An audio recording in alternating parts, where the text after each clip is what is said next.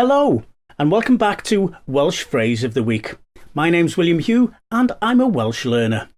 Well, today's phrase comes in very handy if you're somewhat chronologically challenged, because the phrase is Faint o'r gloch ydy hi?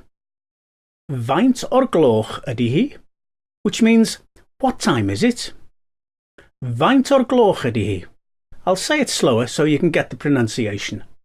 Faint o'r gloch ydy hi? Faint o'r gloch ydy hi? What time is it? Well, it's time to go, actually. Thanks for watching. Don't forget to like and share, and I'll see you next time. Hwyl fawr i chi.